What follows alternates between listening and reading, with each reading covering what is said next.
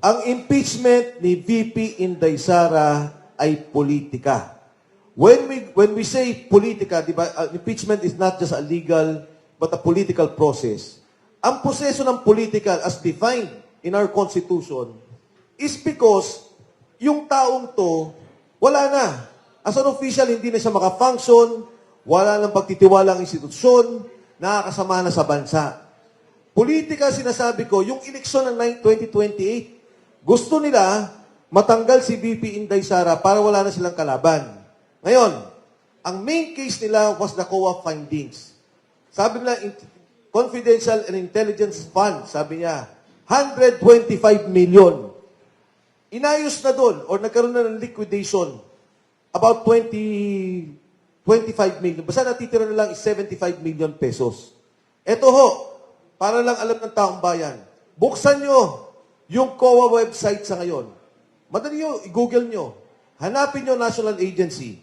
Magkano ang unliquidated, suspended na mga funds of the different agencies?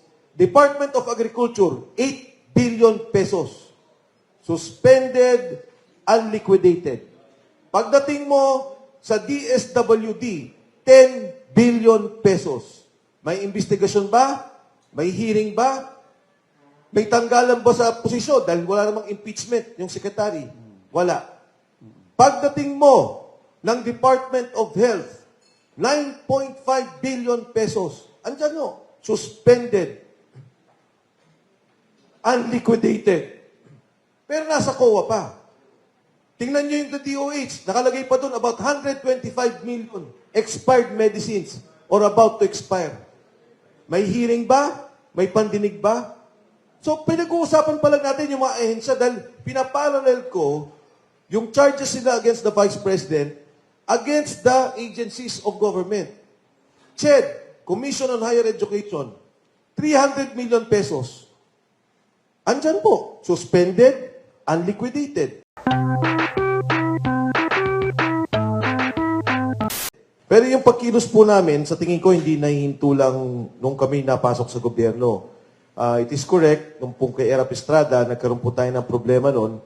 In fact, if you look at the case of Vice President Erap Estrada and Kong JV, sa lakas yung main group na lumaban at the time, ang kaso po ni President Estrada was 4 billion pesos. Ang actual case niya dun sa supposed corruption was 150 million pesos. And si Pangulong Estrada, nilitis dito sa ating bansa, dito po ikinulong, dyan po sa veterans, where he had a hospital arrest. And then later on, he was convicted and given a pardon by President GMA.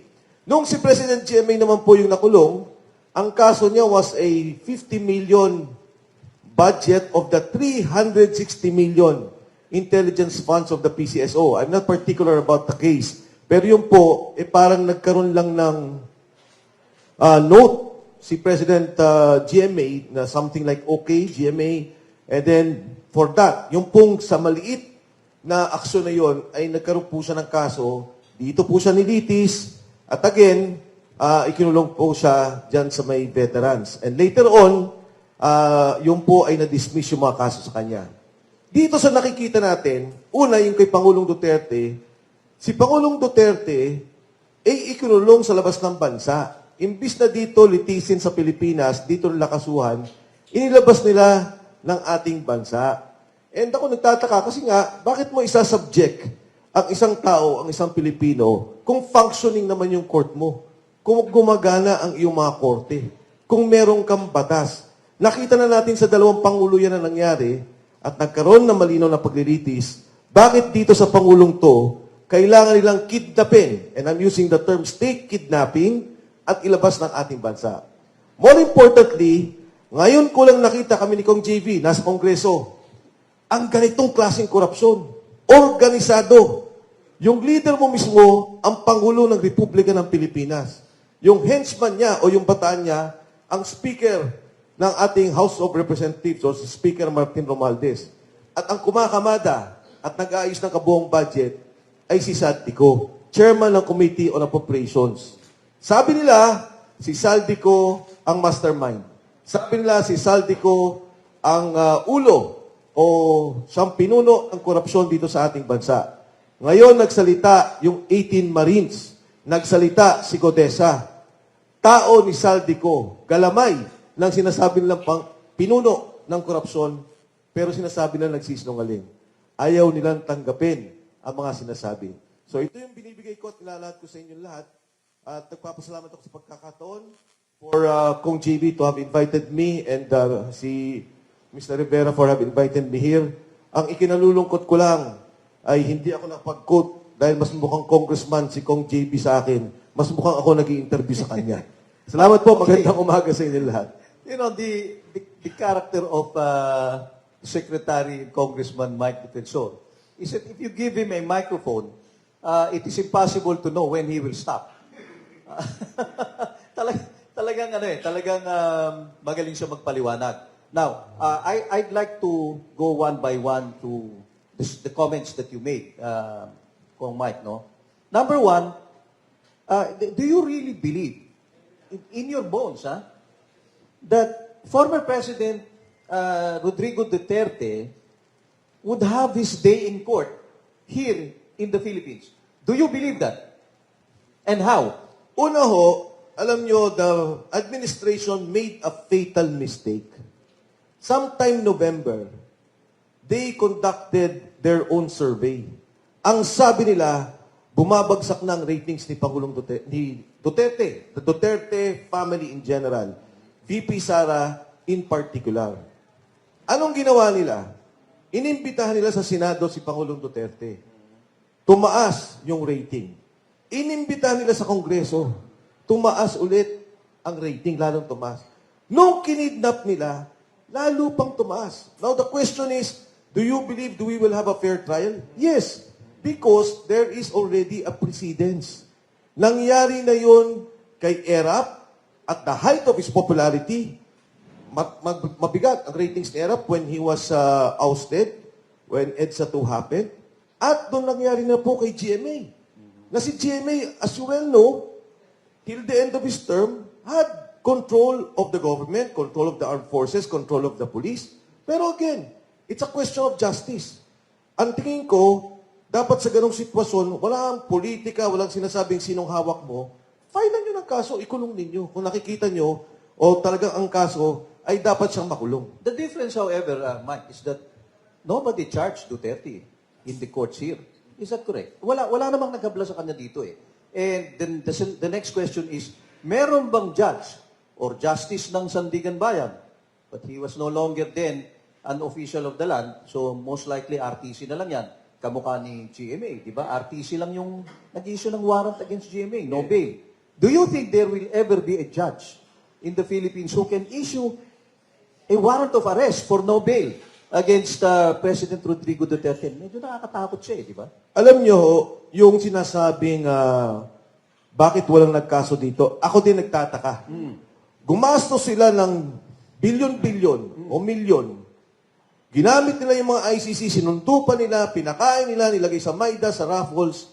When in fact, pwede nilang ibinuo ang kaso dito.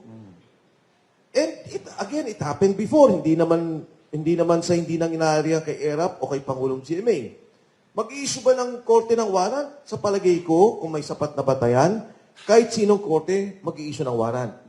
Partikular, kung kaya nyo kang kidnapin yung presidente, gamitin ang sandatahang lakas, gumamit ng eroplano, ilipad ninyo yung tao. Ito po magkaso dito, para bang nahihirapan sila? I don't think so. I think, siguro, sa kanilang pananaw, mas mabuti, ialis siya ng bansa. Which is wrong. Yun ang pagkakamali nila. Dahil nung ginawa nila yon, nakinuha yung Pilipino, ibinigay sa banyagang korte, iniliti sa banyagang batas, nagalit. Hindi na usapin to ng Duterte, Dilawan ka, Pinklawan ka, Leni Robredo ka. Pero yung taong bayan, nakikita nila na hindi dapat gawin sa isang Pilipino o gawin ang isang kaso ng dahil lang sa politika sa isang Pilipino at sa dating presidente. Okay. Let me ask you this. In the interest of disclosure, no?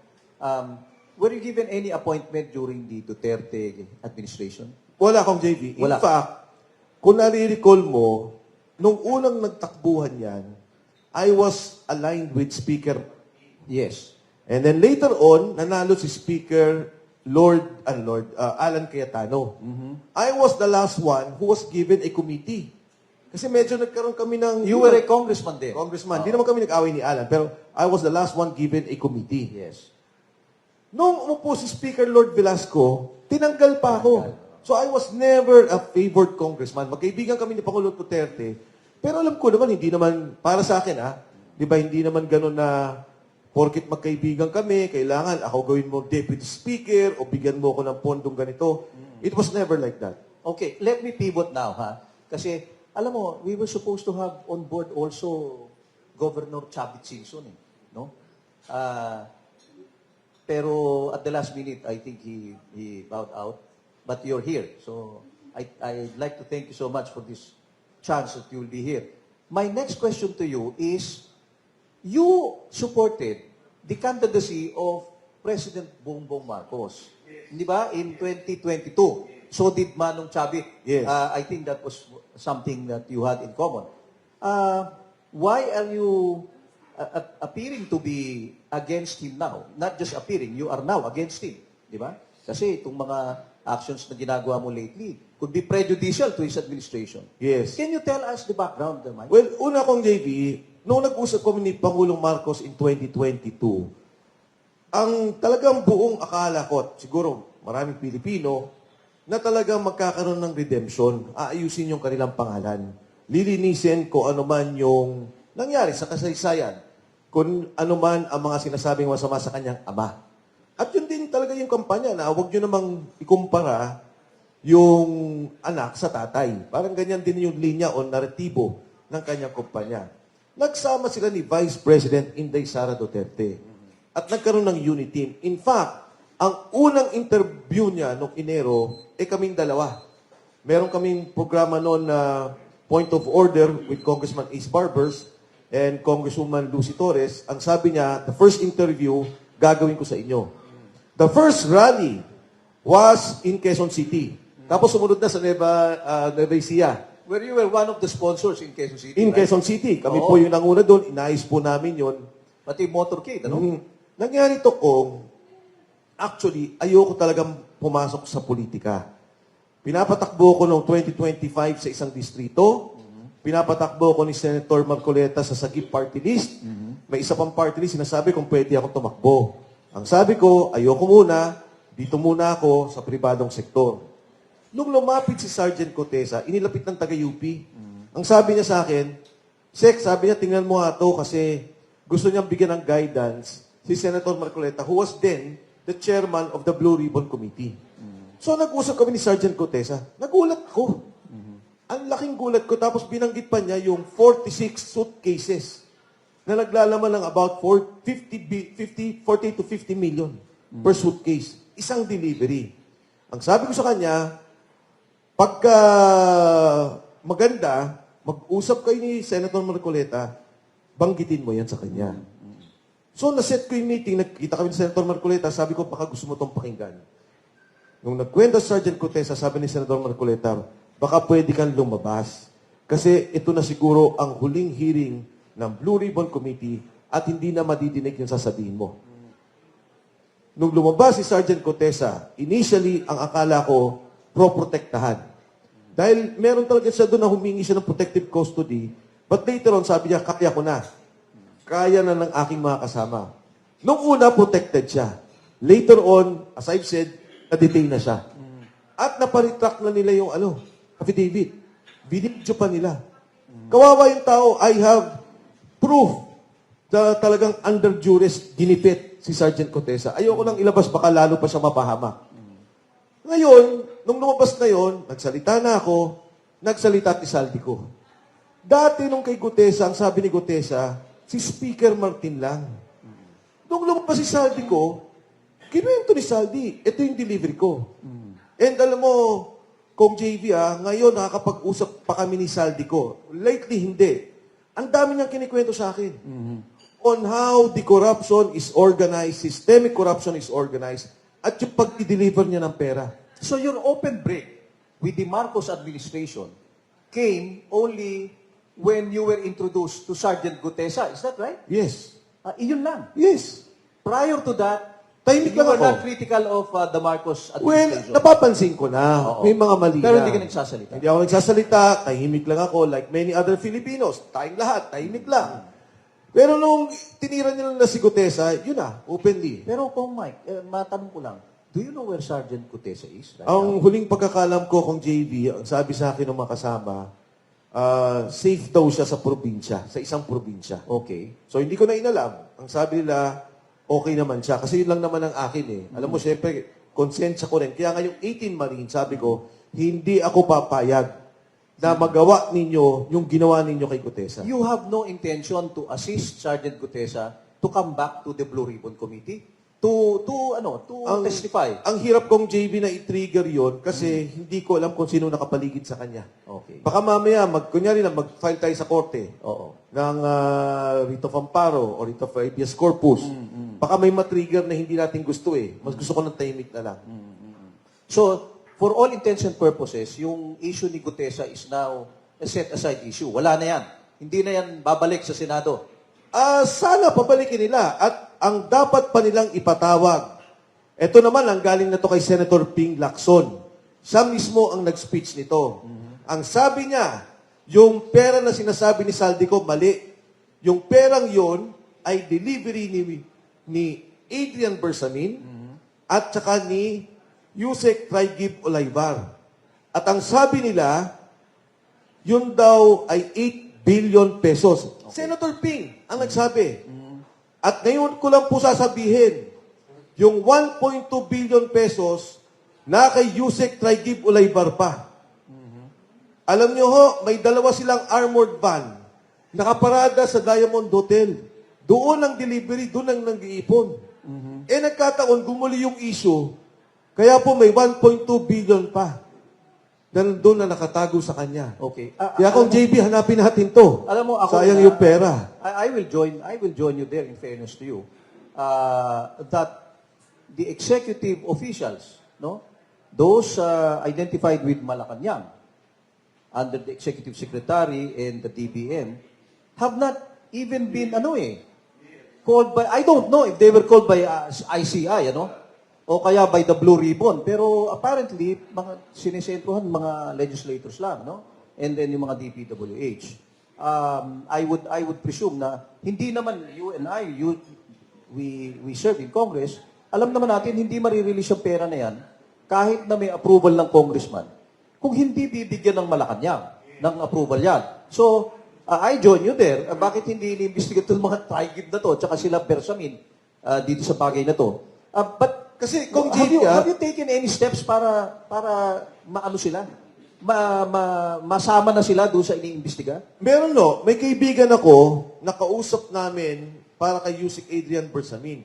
Ang maganda dito kasi kung JB, kung totoo yung sinasabi ng Pangulo na wala siyang alam, ito ang pruweba.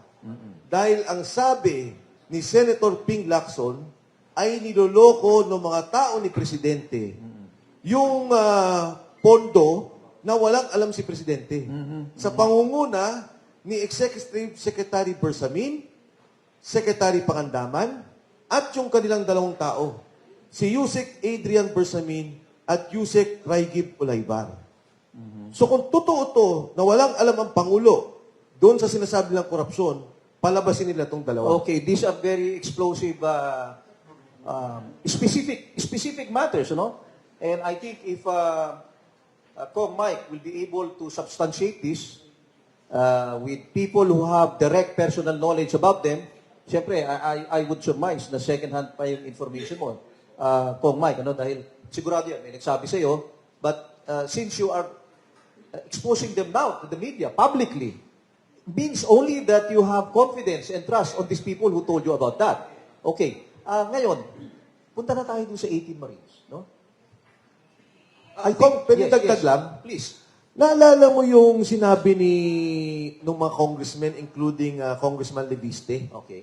na sinabi niya merong affidavit na si Yusek Adrian Bersamin? Ito yun eh. Ito yung kaso na yun. Ito yun. Ito yun.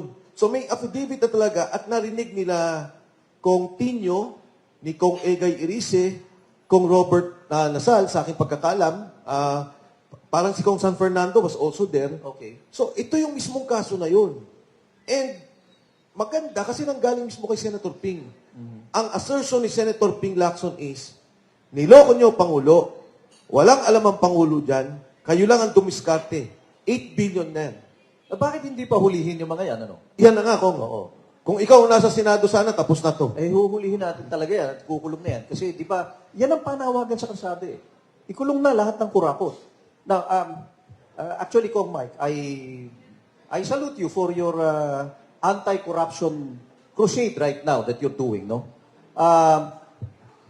But I need to ask you this. Do you think, with what you are doing, kasi parang itong 18 ex-Marines, there is a wide perception among the public. Eh, it's not getting any traction eh. Parang bitin sa credibility. Well, chiefly because there are many critics, no? Kasama na si Ping Lacson dyan.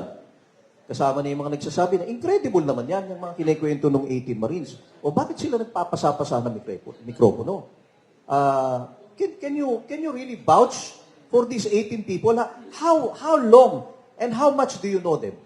Okay, ito pong 18 Marines, katulad ng nabanggit ko, ano pala, I told Kong JV na baka 12:30 makahabol si Attorney Levy Baligod para makapagpaliwanag din nung nangyari kahapon sa NBI. Anyway, ito hong after paglabas ni Gutesa, maraming retired military officials ang nagre-reach out sa mga sundalo. Ang total na sundalo na nasa ilalim ng empleyo ni Congressman Saldico ay humigit kumulang 100. 100. 100. These are all ex-soldiers. Meron din hong active. May active din. May active din. If I'm not mistaken, siguro mga 10% to 15% active. Active. Ngayon, kung ano yung nagiging usapan, hindi ako kumikibo, hindi ko sila kinakausap, iba-iba yung linya. Eventually, si Attorney Levy Baligod and I spoke, sabi niya, may mga sundalo na magsasalita. Nag-uusap kami, matagal nung napag-uusap yon. Sabi ko, ikaw nang bahala, Attorney Levy, kayo na mag-usap. So, nung bago na sila lalabas, doon na ako pumasok na, sige, Attorney Levy, ano yung maitutulong ko? Kasi total naman at the onset, parang inaayos nila yung kanilang affidavit yung kanilang kwento. Totoo ba yung mga sinasabi ng mga marino? Alam nyo, di ba, Kong JB, sa lahat ng mga kaso, malaking pundasyon o malaking batayan ang motivasyon, ang motivation.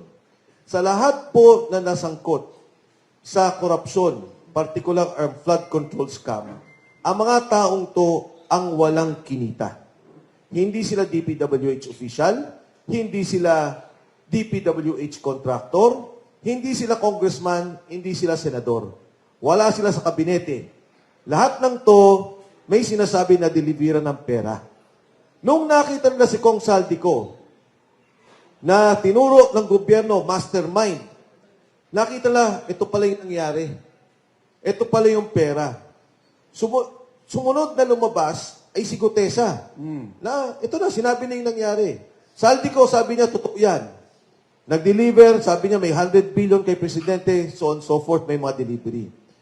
Itong mga sundalo, Kong JV, pagka nakakwentuhan mo, simple ang kwentuhan Kunyari, yung unang mainit na issue, Congressman Laila de Lima, ano ba nangyari? Nabigyan daw Nabigyan. Opo, nandun kami, kasi kami ang nagdadala kay Speaker Martin. Ngayon ko lang nalaman na may 2 units na si Speaker Martin. Akala ko nung una, isa lang. Sabi na 2 units. Sa Forbes ba yan? Sa Forbes. Sa Forbes. Sa Forbes. You mean, 2 residences? 2. Oo. Nung Yung una, isa lang unit, parang apartment lang Hindi ito apartment. Parang ano siya yung These are houses. mga townhouse units sa Forbes. Okay. Malalaki. Okay, sa Forbes. Pero Oo, malalaki. malalaki. Okay. Hindi sa bahay. So doon nagdidelibera ng pera. At ilang beses lang nakita si Congresswoman Laila de Lima. Pag tinanong mo yung kay Trillanes, nandito Senator Trillanes, gusto ko sabihin sa kanya ba't ka ba nagagalit sa amin? Yung mga sundalo nagkwento. Di ba? Ang kwento ng sundalo, nag-deliver sa bahay po, nag-deliver sa'yo, may kwento pang sinundo ka, hinatid ka. At willing yung mga sundalong umarap. Ang sabi pa nga ng mga sundalo, kasi tinanong ko, bakit ang konti ng mga congressmen, congresswomen? Sabi nila, sir, hindi ho namin kilala lahat. Kasi yung iba naman ho, siyempre yung mga sikat, naalala po namin, yung po yung nakalista dito. Pero pag nagpunta daw sa Kongreso at nagkaroon ng hearing, matuturo nila kung sino pa yung nandun tumanggap ng pera at kumuha ng pera doon sa townhomes. Pero isa sa Kong Mike, with all respect to your views about these 18 ex-Marines, what makes their action kind of suspect is number one, the timing. The timing. Bakit hindi sila lumabas nung kasagsagan ng mga investigasyon? Kung sila lumabas nung ayaw na magpakita ni Gutesa, then their testimonies would have been very, very credible. Bakit lumabas sila after so many months, later on, para bang niluto muna yung kwento bago sila lumabas? That's the first. Ang second yan, sorry pero lumalabas yung Mike Defensor. You're not an ordinary person. Hindi ka naman simpleng mamamayan lang kong Mike. You were once a very powerful cabinet secretary, the right-hand man, one of the closest to GMA, if I may say so, no? Pagkatapos, lalabas si General Esperon, another one of GMA's very close military personnel. He was, in fact, the top military person at the time. So, parang lumalabas nga, there are people behind the 18. If these big names will not back them up, baka naman hindi lumabas sa publiko ito. I mean, Levi Baligot cannot really protect them, di ba? I mean, the stature of Levi Baligot is not sufficient, would not be enough for him to be able to give cover or protection to these 18 Marines. But a Mike Defensor and a General Esperon would do it. Kasi behind you is the specter of GMA. Can you comment on that, Pong Mike? Alam nyo, nung nagsalita si Pangulo, ang sabi niya, mahiya naman kayo. Imbestigahan natin ang lahat ng to. Sa SONA. Sa SONA, imbestigahan natin. Ngayon may nagsasalita. Yung nagsasalita ngayon, ang iimbestigahan. Yung nagsasalita, ang sasabihin nilang hindi totoo. Going back, napakahirap po sa mga sundalo na magsalita. They were being offered money. Ino-offeran po sila ng pera para bilhin yung video. Marami pa na litrato at mga video. At tinatakot sila. Bago nangyari ito, inassure namin na magkaroon ng relokasyon yung kanilang mga pamilya. Because, again, kay Gutesa, ganun ang nangyari. Again, lalabas po ako dun sa ebidensya nung nangyari kay Gutesa. So, napananakot dun sa pamilya na nagtulak sa kanya para, siguro, magkaroon ng retraction sa affidavit. So, babalik po ako. Sabi niyo, si Saldico ang mastermind. Ito ang walang hiya. Ito ang salbahe. Ito ngayon yung mga bata niya. Hindi ba dapat kupkupin natin to? Uy, sino ba yung mga pinagbigyan? Parang whistleblower, Hindi sila whistleblower actually kong Kasi, si Saldico na nagsabi, di ba? Sabi ng gobyerno, eto, meron kang plunder ha, magnanakaw ka. Eto ang kaso mo, ikaw nag-ayos ng lahat ng yan. Tapos sabi ng mga tao niya, boss, ito yung mga delivery ng pera na ginawa namin. Di ba dapat kupkupin yun? Ganun ba? Oo nga no. Ito pala yung mga ninakaw mo at dito napunta sa mga taong to. Kung pupunta tayo sa mas malalim na pagtingin dun sa korupsyon. Nangyari, paglabas, sabi, hindi totoo yan. Nagsisinungaling yan. Paano na ba to? But can you address the question of the timing? Okay, the timing, Bakit ganon ka-late? I cannot exactly say why, pero natanggal sila ng trabaho January 18 sa aking pagkakalam. January 18. 2026. 2026. Sa mga taas nila ay may mga general na boss sila. General na retired. I think there are about 2 colonels, 1 major. Okay. Sa taas nila. Ngayon, sabi nga, tiniming nyo dun sa impeachment, tiniming nyo sa ICC. Hindi po totoo yan. 2-3 days before lumabas sila, may tumawag sa amin. Iba-iba. Yung isang retired general, kausap ako, tinawagan. Sabi sa akin, kasama ka ba sa press con bukas? Sabi ko, anong press con? Hindi, may press con bukas, kasama ka ba? Sabi ko, ano nga yan?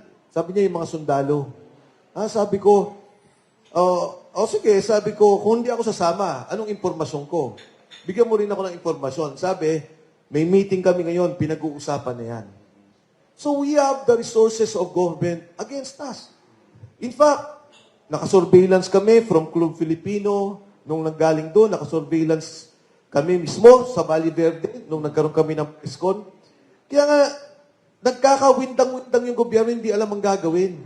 Kasi nung tinuro nila si Saldi, lumabas itong 18, naguluhan na naman sila.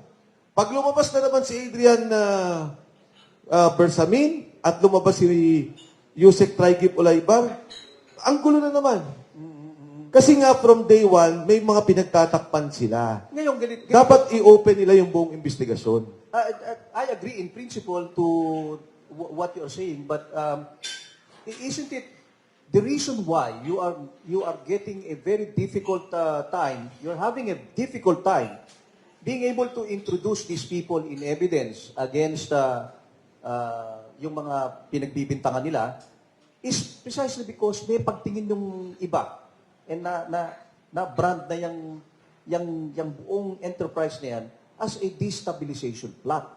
Is that not the case? How do you see it? Pagdating po sa ombudsman at saka sa NBI, their job or their mandate is not to determine a destabilization. That's Their the job military's role. and the mandate, yes. Yes. Ang mandato po nila, tingnan kung may krimen. Sa ombudsman, kasuhan ng mga opisyal ng gobyerno na involved sa korupsyon, sa planter ng pondo.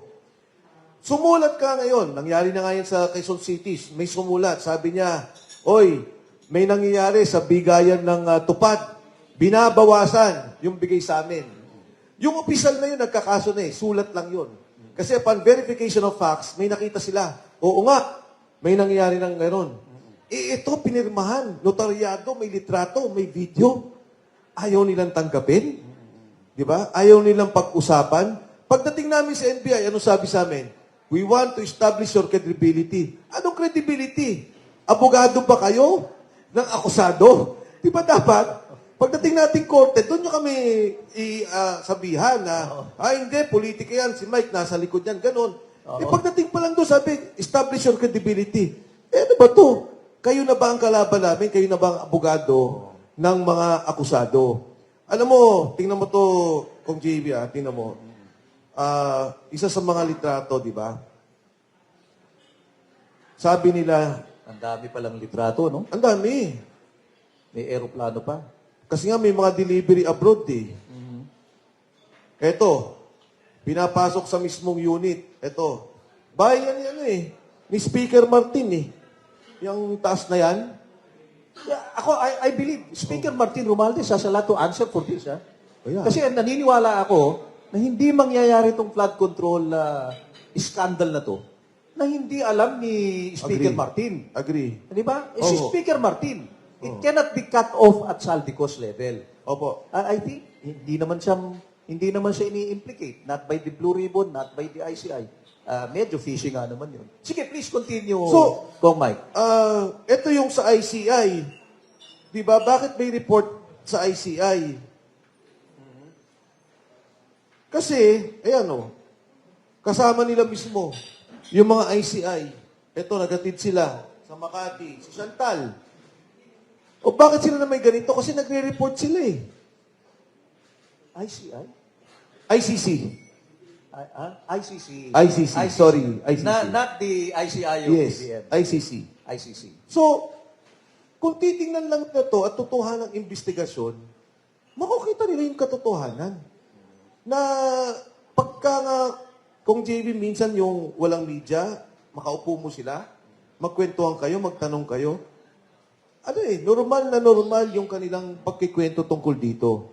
Bumabalik ako dun sa punto na kung si Saldico ang kriminal, ito ang galamay, ito may ebidensya, dapat kung sincero ang gobyerno, tingnan nila itong ebidensya.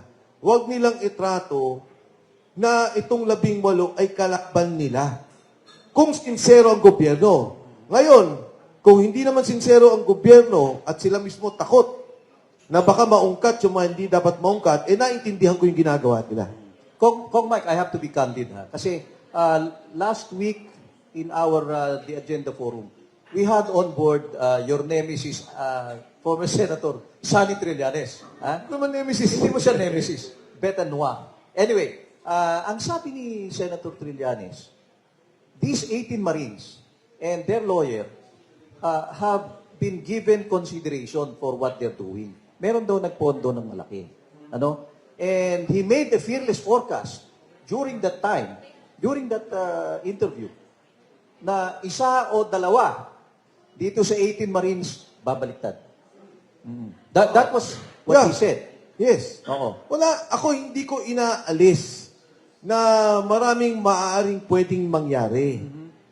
Ang sa akin lang, kaya nahihirapan si Senator Trillanes, kasi nga may pagtatakip.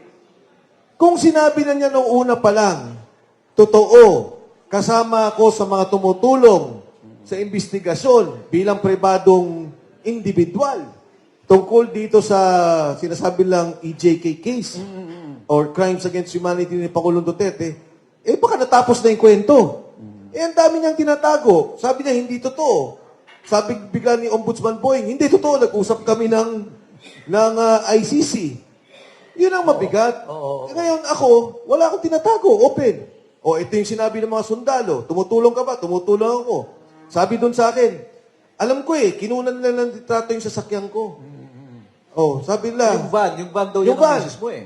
Oo. Kaya nga, ang akala siguro nila, magtatago ako. Oo. Ba't ako magtatago? Totoong tumutulong ako. Ngayon, alam mo kung JB, yung asawa ko, lahat ng mga bahay, yung mga kotse, ari-arian, nakalagay sa pangalan niya. Siguro iniisip ng asawa ko, pag naghiwalay tayo, nasa pangalan ko lahat. Bakit mo naman yun sinabi? Hindi, iba kayo nang Baka iniisip niya. Di ngayon, siya magkakakaso. Hindi ako. Hindi siya magkakakaso. So, let me just ask you this, kung Mike,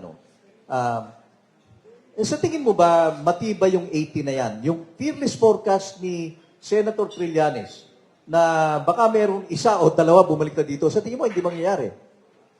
Ako, maaari mangyari. Maari. Si Gutesa nga bumaliktad ito, kikwento ko sa'yo. Si Gutesa. Oo. Are you saying bumaliktad na talaga siya? Yes. O nagtatago lang? Hindi, bumaliktad. Bumaliktad na? Kasi kung JB ganito nangyari. Sige. This is interesting, ha?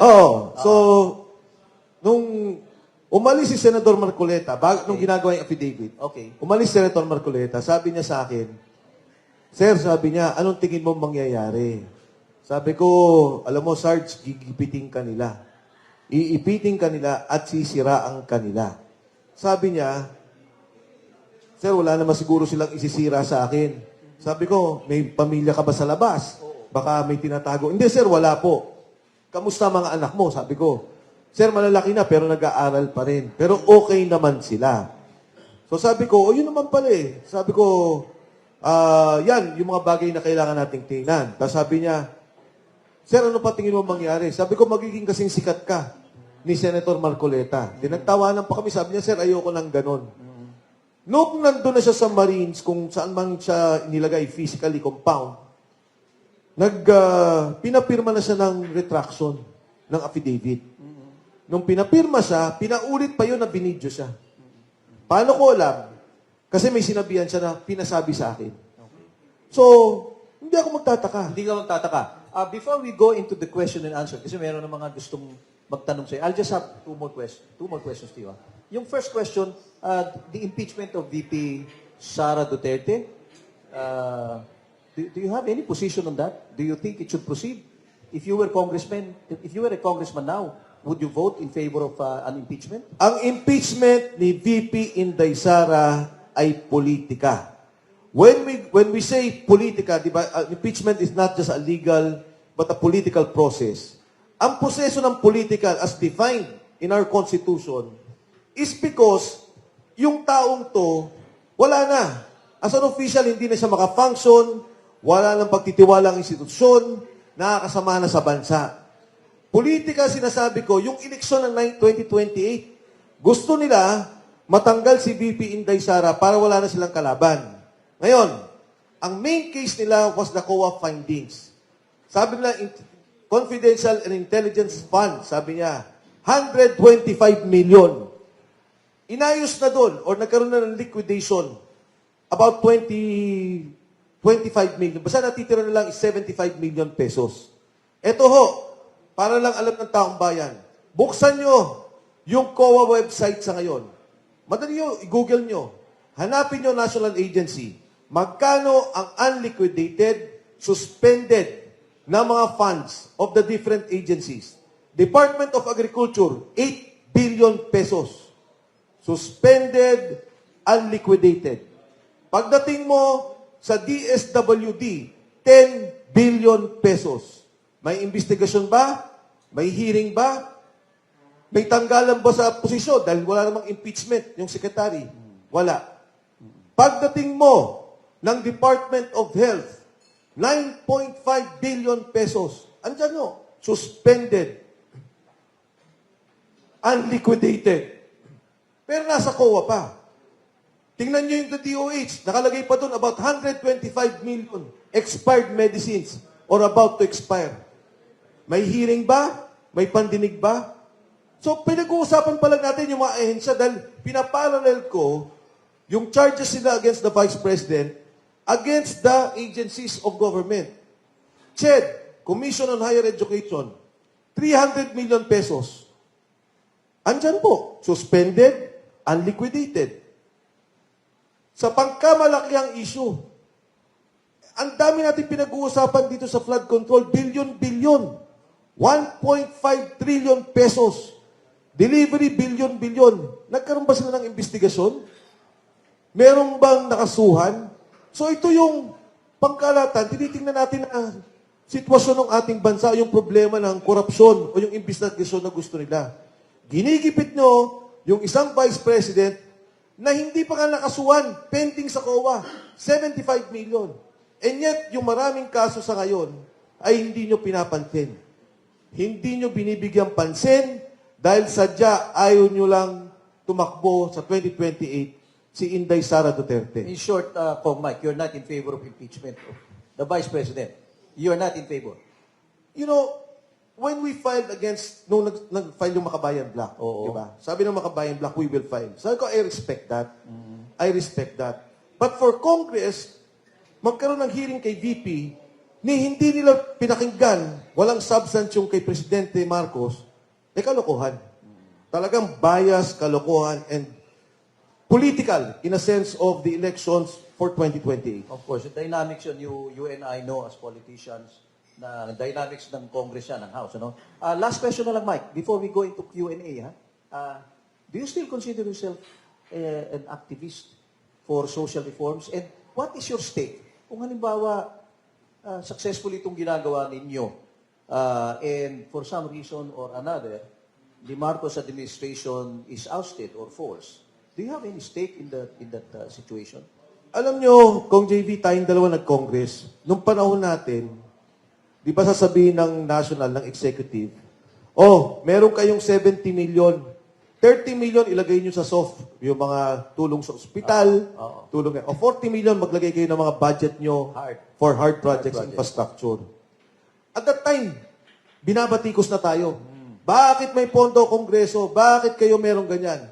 Ang prinsipyo naman nun is because may mga proyekto na baka hindi nakikita ng nasyonal, kailangan nating ayusin. Like sa distrito ko, problema ng patubig, problema ng passbook lang, kuryente, tutulong ka. Ito yung mga maliliit na problema na hindi na tinitingnan ng national government. Anong nangyari dito? Ngayon magugulat ka. Congressman, lahat kayo, tig 2 billion pesos. Insert na lang. Wala na CDA. Hindi na insertion. Simula pa lang. Sa National Executive Program pa lang, What do they call that now? yung parametric formula. Okay. So, ang DPWH, bago pa siya gumawa ng budget, tatanungin niya yung mga congressmen, tig 2 billion kayo. For DPWH. For So, DPWH. ito yung kinoconsider during our time na hard. Hard Yes, CDF but yan nung can araw, you di ba? imagine, ang punto mo 700 billion pesos, ang napupunta na kaagad sa Kongreso. Sa mga distrito, 4 billion pesos. 400 billion pesos. Anong epekto niyan?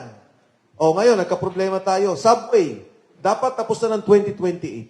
Dapat ngayon, pwede na tayong parang Hong Kong, Japan, bumabiyahe.